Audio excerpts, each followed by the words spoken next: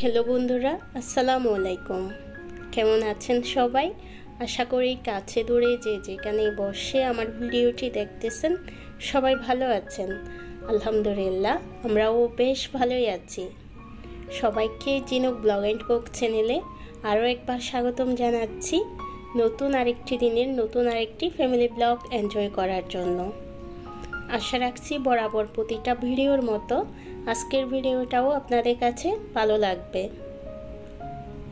ভিডিওটা আমি বিকাল 5টা থেকে শুরু করেছি। ভিডিওর শুরুতেই দেখেছেন আমি আমার সেকেন্ড বেডরুমটা গুছিয়ে নিচ্ছি। ওই রুমে আমার বেবিটা ঘুমিয়েছিল, তাহা দুপুরে ঘুমিয়েছিল, তাই আবারও একটু গুছিয়ে নিলাম।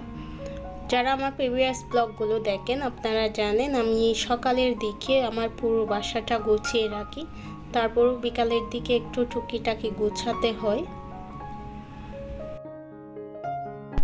একটা বড় কার্টুন দেখতেছেন, এখানে লেখা ছিল আমির সাথে আচার ফ্রি।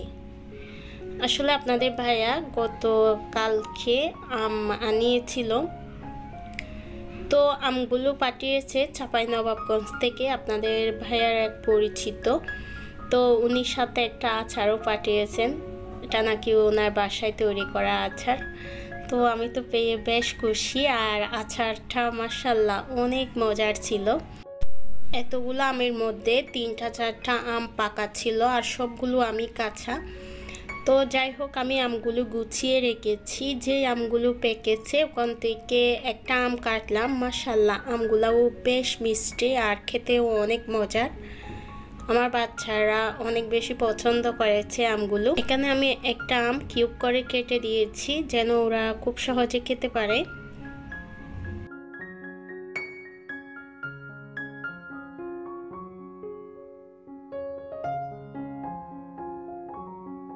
বেবিদেরকে বিকালের নাস্তাটা দিয়ে আমি আমার হাতের কাজটা নিয়ে বসলাম। আজকেও একটা শোপিস তৈরি করব, যেটা একের ভিতর 3। আপনারা এই শোপিসটাকে 3টা কাজে ইউজ করতে পারবেন। আইসক্রিমের কাঠি নিয়ে শোপিস তৈরি করা সত্যি অনেক সহজ। যখন আপনি একটা শোপিস তৈরি করবেন আপনার মাথায় অটোমেটিকলি আরেকটা আইডিয়া চলে আসবে। আসলে এই কাজগুলো করতে করতে একটা আইডিয়া চলে আসে। আর অনেকের ভিডিও আমরা ইউটিউবে দেখি, আর ওই ভিডিওগুলো দেখেও নিজের মধ্যে কিছুটা আইডিয়া চলে আসে। আর হ্যাঁ, আমার আজকের এই ভিডিওতে একটু লাইটিংয়ের সমস্যা হতে পারে। আমি যেখানে ভিডিওটা করতেছি এখানে লাইটের একটু সমস্যা আছে, যেহেতু হট গ্লু দিয়ে শোপিসটা তৈরি করতেছি। তো কারেন্টের প্লাগটার জন্য আমাকে এখানে ভিডিওটা রেকর্ড করতে হচ্ছে। ভুল হলে আপনারা ক্ষমাসুলভ দৃষ্টিতে দেখবেন। আর হ্যাঁ, গত ভিডিওতে আপনারা অনেক সুন্দর সুন্দর কমেন্টস করেছেন আমাকে, সেই সাথে আমার বাচ্চাদের জন্য সবাই দোয়া করেছেন। আপনাদের সবাইকে অসংখ্য ধন্যবাদ। সময় এখন অনেক বদলে গেছে, আমরা চাইলেও একজন আরেকজনকে খুব বেশি সময় দিতে পারি না। নিজেদের কাজকর্ম নিয়ে আমরা নিজেরাই অনেক বেশি ব্যস্ত থাকি। আর এই ব্যস্ততার মাঝেও যে আপনারা আমার ভিডিওগুলো কষ্ট করে দেখেন, তারপরে আবার অত সুন্দর সুন্দর কমেন্টস করেন, আমার বাচ্চাদের জন্য দোয়া করেছেন, আপনাদের সবাইকে অসংখ্য ধন্যবাদ। আর একটা আপুর কথা তো না বললেই নয়, শাইলা কানো মাইটি থেকে শাইলা আপু তোমার কমেন্টসগুলো আমাকে অনেক বেশি আবেগ আপ্লুত করে। তুমি অনেক সুন্দর সুন্দর কমেন্টস করো। আমি যখন ভিডিও আপলোড করি তোমার কমেন্টসের অপেক্ষায় থাকি কখন তুমি কমেন্টস করবে। বিশ্বাস করো আপু, আমি জাস্ট 3-4টা ঘন্টা প্রায় অনেকবার দেখি আমার মোবাইলের মধ্যে ঢুকে যে তুমি কমেন্টস করেছো কিনা। ভালো থাকবে আপু, তোমাকে অসংখ্য ধন্যবাদ।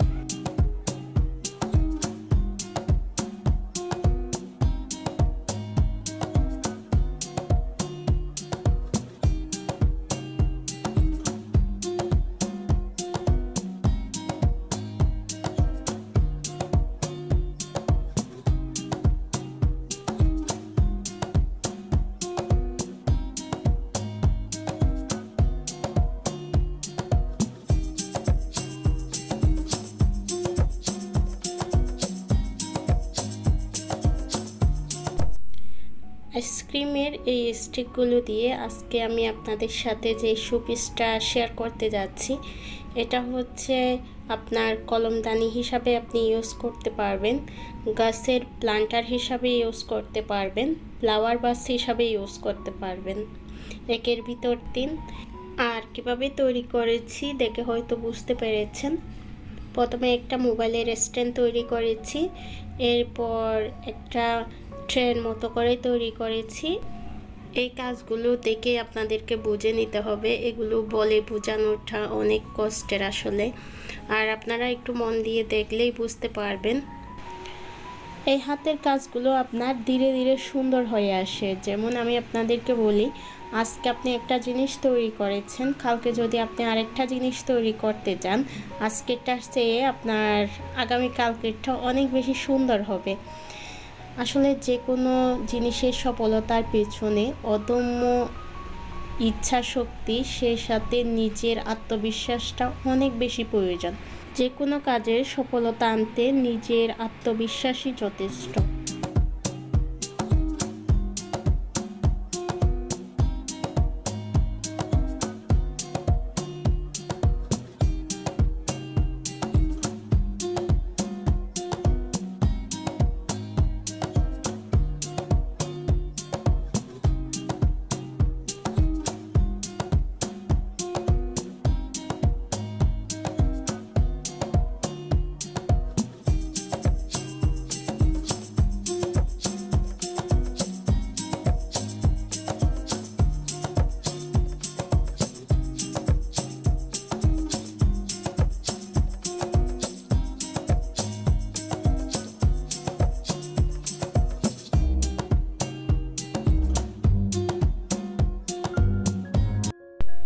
আইসক্রিমের কাঠিগুলো দিয়ে আমি কীভাবে শোপিসটা তৈরি করেছি আপনারা দেখে নিশ্চয়ই বুঝতে পেরেছেন। আর এখানে ডেকোরেশন পারপাস হিসাবে আমি যে লেস পুঁতিগুলো ইউজ করতেছি, এগুলো সম্পূর্ণ অপশনাল, আপনারা এগুলো ইউজ নাও করতে পারেন। আসলে মূল জিনিসটা ঠিক রেখে আপনারা আপনাদের পছন্দ অনুযায়ী এটা সাজাতে পারেন। আমার কাছে এই লেস পুঁতি এগুলো ছিল, তাই এগুলা দিয়ে একটু সাজানোর চেষ্টা করতেছি। এই যে তৈরি হয়ে গেল আমার মোবাইলের স্ট্যান্ডটা। বাসায় যেখানে সেখানে মোবাইলটা ফেলে না রেখে এভাবে স্ট্যান্ডের মধ্যে রাখতে পারেন, দেখতে ভালো লাগবে। আর পাশে যে ফ্লাওয়ার ভাসটা আমি তৈরি করেছি, সেখানে কিছু ফ্লাওয়ার রেখেছি, দেখতে মাশাআল্লাহ অনেক ভালো লাগতেছে। আপনারা আমাকে কমেন্টস করে জানাবেন তো আমার আজকের এই শোপিসটা আপনাদের কাছে কেমন লেগেছে, আমি জানতে পারলে বেশ খুশি হব। আর আপনারা এখানে ফ্যান হোল্ডার হিসাবেও ইউজ করতে পারেন, পেন্সিল কলম এগুলোও রাখতে পারেন, সেই সাথে গাছের প্লান্টার হিসাবেও ইউজ করতে পারেন।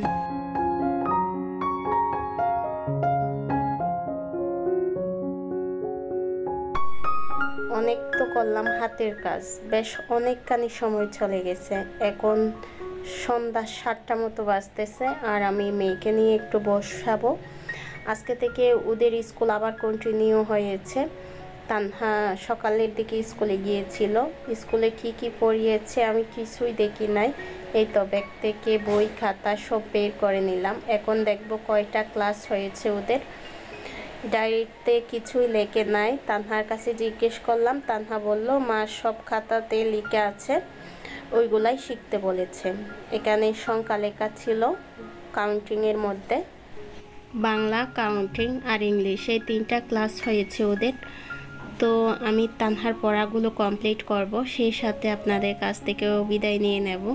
সবাই ভালো থাকবেন, সুস্থ থাকবেন, পরিবারের প্রতি খেয়াল রাখবেন, নিজের যত্ন নেবেন। সবার সুস্থতা কামনা করে আজকের মতো আমি এখানে বিদায় নিচ্ছি। দেখা হবে নতুন কোনো ভিডিওতে। ভালো থাকবেন সবাই। আসসালামু আলাইকুম সবাইকে।